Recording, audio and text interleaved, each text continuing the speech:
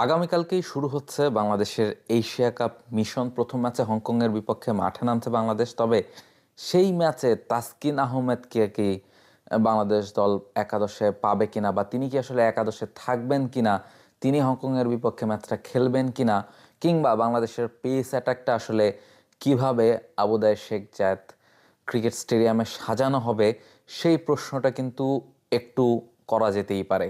কেননা তাসকিন আহমেদ প্রথম দিন বাংলাদেশ যে অনুশীলনটা করেছে গতকাল, সেই অনুশীলনে কিন্তু বেশ ভালোভাবেই সিরিয়াসলি তিনি প্র্যাকটিসটা করেছেন, ফুল এফোর্ট দিয়ে বোলিং করেছেন। এছাড়া অন্য যে চারজন পেসার বাংলাদেশের স্কোয়াডে রয়েছেন তারাও কিন্তু পুরোদমেই প্র্যাকটিসটা করেছেন। তারপরও কেন এই প্রশ্ন করছি, তাসকিন আহমেদ তো আসলে অটোমেটিক চয়েসই হওয়ার কথা।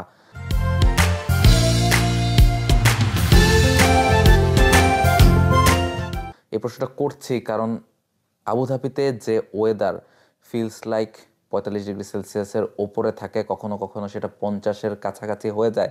ফলে পেসারদের জন্য টানা 3টা ম্যাচ খেলা কিন্তু খুব বেশি মুশকিল। বাংলাদেশের ম্যাচ 11 তারিখ, 13 তারিখ এবং 16 তারিখ, অর্থাৎ একদিন বা 2 দিন গ্যাপ দিয়েই বাংলাদেশ ম্যাচগুলো খেলবে।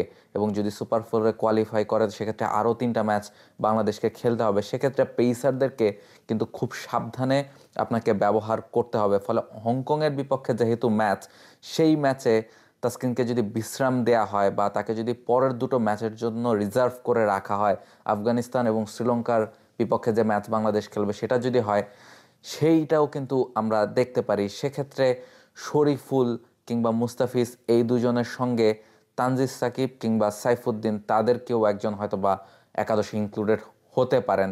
মুস্তাফিজ, শরীফুল এই দুজন আবুধাবির যে উইকেট, সেই উইকেটে খেলবেন বলেই মোটামুটি ধরে নেওয়া যায়। এছাড়া তানজিম সাকিব এবং সাইফুদ্দিনকে বাংলাদেশ দল আসলে বিবেচনা করছে পেস বোলিং অলরাউন্ডার হিসেবে। দুজনেই যেহেতু 8 নম্বর পজিশনে ব্যাটিংটা করতে পারেন, সেক্ষেত্রে তানজিম সাকিব রিসেন্ট পারফরমেন্স অনুযায়ী খানিকটা এগিয়ে থাকবেন। তার ব্যাটিংটাও বেশ কার্যকর, শেষ দিকে নেমে যদি প্রয়োজন হয় কিছু রান তিনি অ্যাড করতে পারেন। প্লাস বোলিংটাতে তিনি আসলে সাইফুদ্দিনের থেকে অনেকটাই এগিয়ে, সে কারণে তানজিম সাকিব একটু বেটার চয়েস হতে পারেন বাংলাদেশের জন্য।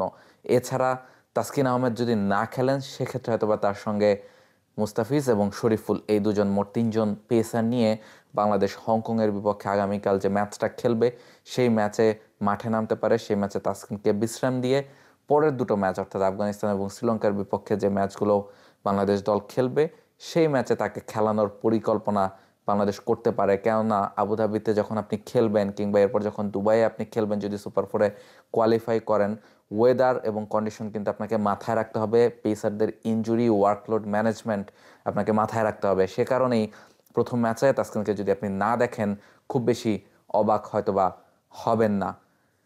আবুধাবি থেকে রাহুল রায়, T Sports. For more updates, subscribe to our YouTube channel and click on the bell icon. Follow us on Facebook and Instagram. Download T Sports app to enjoy exciting games and highlights. Visit tsports.com.